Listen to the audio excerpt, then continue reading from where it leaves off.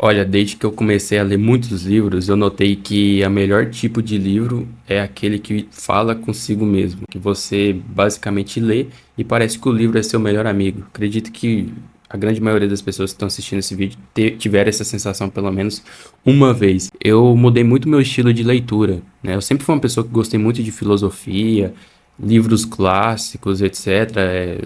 Livros de negócio também, mas eu tava meio perdido em que tipo de livro eu iria explorar. E como eu sempre tive um conceito de tipo assim, cara, o livro ele tem que falar consigo mesmo, né? Um bom livro é aquele que fala consigo mesmo, que parece que é seu melhor amigo, assim.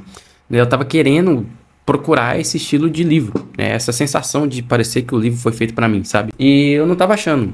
Quanto é que eu notei, né, que eu sempre fui uma pessoa que eu curtia livros assim com mais profundidade, livros clássicos, né? Só que eu nunca explorei esse lado. Eu li poucos livros clássicos. Falei, pô, virou o ano, né? A gente sempre tem essa vontade de mudar, né? Quando vira o ano, a gente parece que surge alguma coisa na nossa mente que dá uma vontade tremenda de mudar. Então eu falei, pô, eu vou explorar mais, ler livros clássicos e vou ver no que vai dar. E até agora foi a melhor coisa que eu fiz na minha vida, né? Desde que eu comecei a ler livros clássicos, eu mudei muito a forma como eu penso e como eu enxergo tudo. Como eu me enxergo, como eu enxergo o mundo, como eu enxergo as pessoas, como eu enxergo tudo no geral. Então eu separei aqui quatro livros que eu acredito que segue esse conceito que eu falei, que fala com qualquer tipo de pessoa, que tipo assim, você vai ter a sensação de quando você lê, parece que ele tá falando de você, parece que ele é o seu melhor amigo, falando pra você não fazer aquilo ou para você fazer aquilo. O primeiro deles é Hamlet. Hamlet de todos aqui foi o livro que mais me marcou. Por quê? Porque foi o start inicial. Foi aquele livro que eu li e falei, pô, eu preciso ler mais livros nesse estilo. Foi dele que me veio a motivação de ler mais livros no mesmo estilo, vamos supor. E o que que Hamlet tem de genial e o que que eu aprendi nesse livro aqui? Olha, eu tirei muitas reflexões desse livro, né? E já contextualizando para você que não conhece Hamlet, foi escrito por William Shakespeare. Eu acredito muito que se você não conhecer Hamlet, você vai conhecer William Shakespeare. William Shakespeare aí foi um dos maiores poetas, né? Dramaturgo, escritor. O cara foi um gênio. O cara foi basicamente um gênio. E Hamlet não é diferente, né? Vindo escrito de um cara nível William Shakespeare, obviamente vai ser algo muito genial e é uma das obras e clássicos mais aclamadas de todos os tempos. O que que eu aprendi com Hamlet? Hamlet em si é um livro complexo, não é um livro que, tipo assim, você vai ler uma vez e vai interpretar ele para sempre. Eu acredito que todos os livros são assim, a gente tem que ler mais e mais vezes. Eu vou falar isso até no final do vídeo, né? Então Hamlet segue a mesma proposta, não é um livro que você vai bater o olho, vai ler, tipo assim, rápido. Talvez é um livro que você vai demorar para entender, vai ter que ler lentamente, ir refletindo e etc, etc. É um livro um pouco denso, um pouco complexo, né? E qual que é a principal lição que eu tirei de Hamlet? Hamlet em si, sem dar spoiler, né? Eu não quero dar tanto spoiler, então vou falar algo mais genérico. Hamlet em si era um homem movido por vingança, né? Só que ele não nasceu com essa opção. Ele se tornou a vingança, literalmente igual o Batman, né? A frase dele de impacto, eu sou a vingança. Hamlet é basicamente muito parecido. Ele, aos poucos, né, foi se cedendo à vingança, foi sendo consumido pela vingança e só conseguia pensar nisso. Muito por causa de um pedido de seu pai, né? E o porquê que o pedido de seu pai? Porque o pai de Hamlet fala logo no início do livro, então acredito que não seja um spoiler. O pai de Hamlet em si foi assassinado por algo ou por alguém.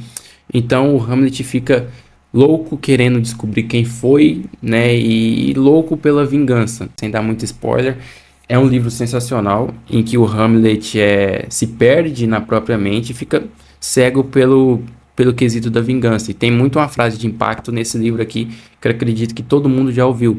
Ser ou não ser, eis a questão.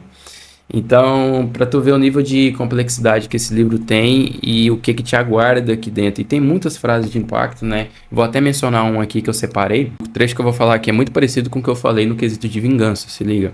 Nada mais importava, nem a própria existência. Nada mais ambicionava além de consumar sua vingança. Nada havia depois de tal momento. Os dias, meses e anos eram um grande vazio e não pensava neles.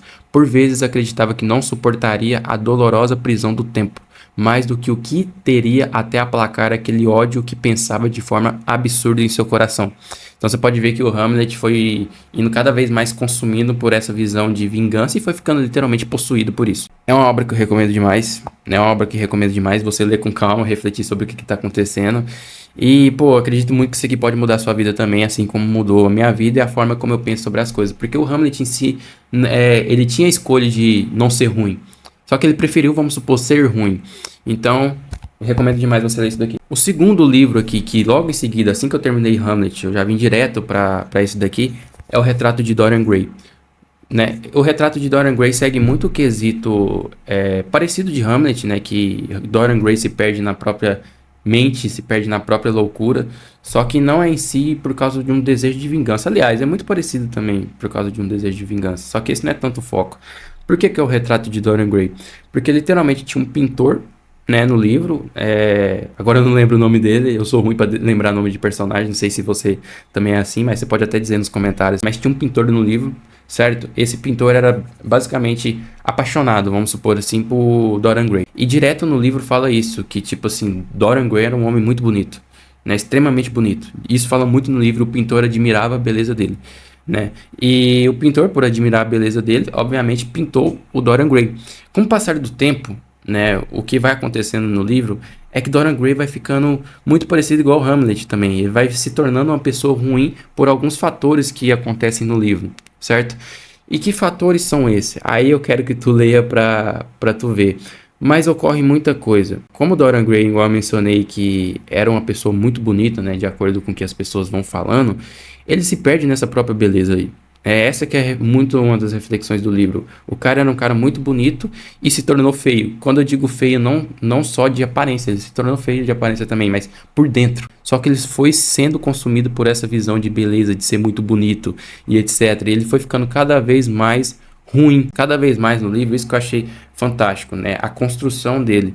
Ele começa como um jovem bom, vai acontecendo alguma coisa, ele vai ficando ruim, vai acontecendo outra coisa, vai ficando ruim, depois vai ficando mais ruim ainda, mais ruim, mais ruim. Quando você acha que não tem como ele se tornar mais ruim, ele se torna mais ruim.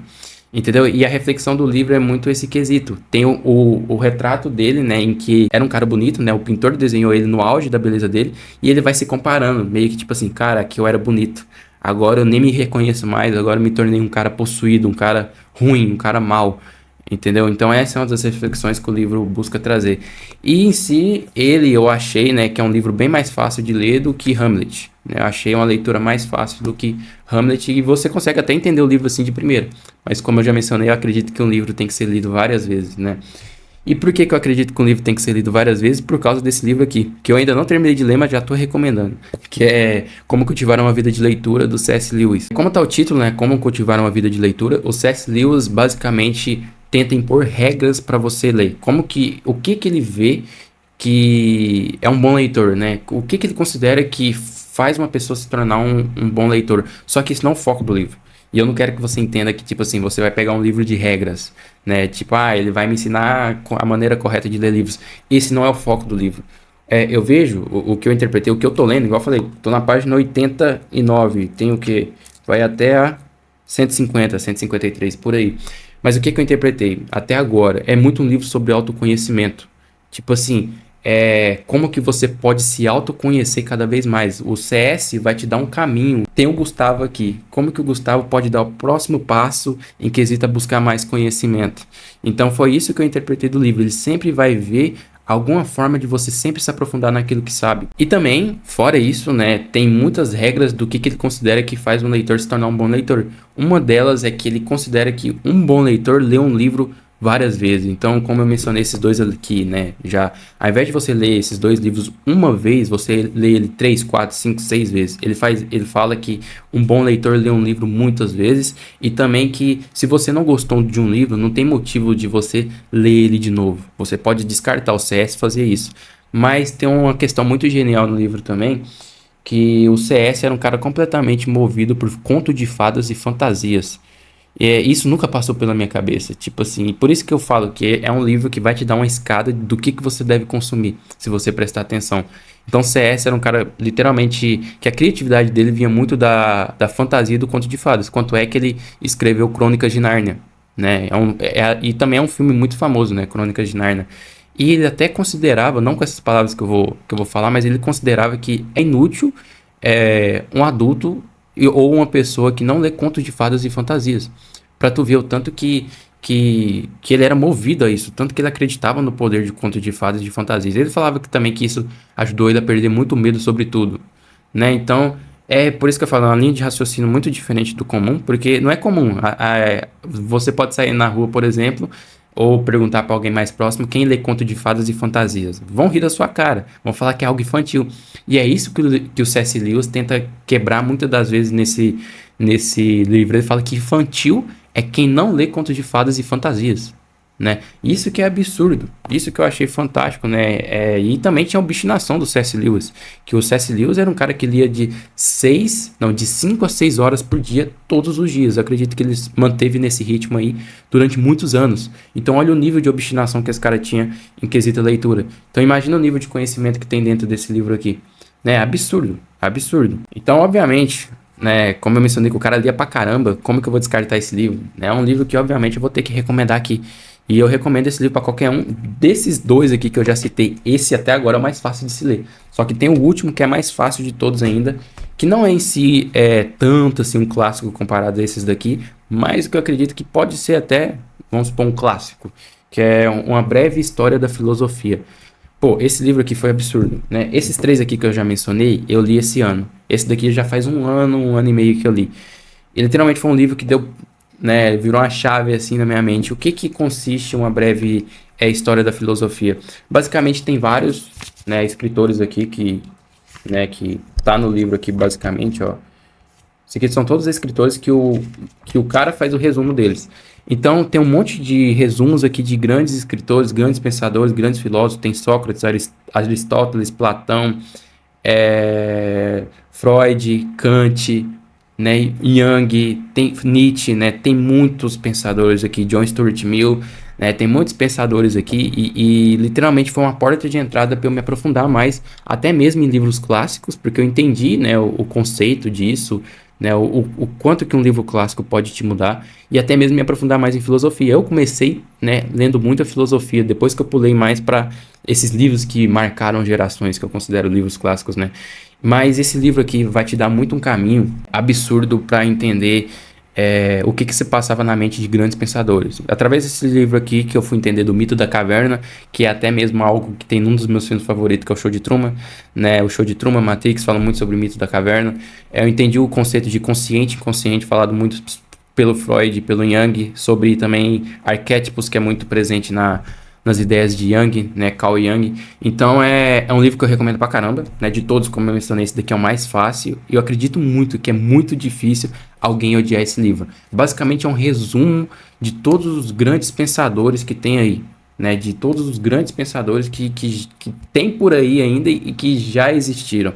Né, e por que eu falo que tem por aí? Porque a obra, né, e os pensamentos deles estão presentes até hoje. Né? E você lendo isso daqui, entendendo o que se passava na mente deles, você entende muito sobre você, sobre o mundo à sua volta e sobre tudo no geral, sobre Deus, tudo, né? Não tem limite o que esse livro aqui vai te entregar. É uma reflexão basicamente sobre tudo, é literalmente o que os maiores pensadores acreditavam sobre tudo, né? Então, obviamente, é um livro que eu recomendo pra caramba. De todos aqui, qual que eu considero que você deveria pegar primeiro, em ordem cronológica? Esse, depois esse, Como Cultivar uma Vida de Leitura, e esses dois aqui em conjunto. Não tem, mas esse daqui é mais fácil do que Hamlet. Você pode deixar Hamlet por último, só que é muito difícil falar para você deixar Hamlet por último, porque literalmente é um dos maiores livros de todos os tempos aí. É um dos livros que mais influenciou outros pensadores a fazer outros livros, né, e também filmes, né? Então Hamlet é uma obra muito aclamada. Então, em resumo, são esses 4 livros aqui que eu recomendo a você ler, né? Eu vou fazer mais recomendações aqui, mas de início, né? São esses aqui que eu recomendo para qualquer um. É absurdo o nível de conhecimento e o tanto que isso daqui vai impactar a forma como tu pensa. Assim como impactou a minha, que me deu a ideia até de fazer esse vídeo aqui e esse canal, que vai vir muito mais coisa, tá? Eu não vou ficar tão focado somente em livros, eu vou trazer uma abordagem diferente sobre livros também. Então, em resumo, é isso daí. Você pode me dizer nos comentários se tem algum livro que tu curte, ou que você queira me recomendar, ou recomendar para todo mundo, ou que você acha que todo mundo deveria ler. Apenas recomende um livro aí nos comentários, que vamos ver o que a galera vai comentar, e vamos ver se eu faço algo em torno dele também. Então é isso daí. Se você curtiu, se inscreve no canal aí, e tamo junto, até o próximo vídeo.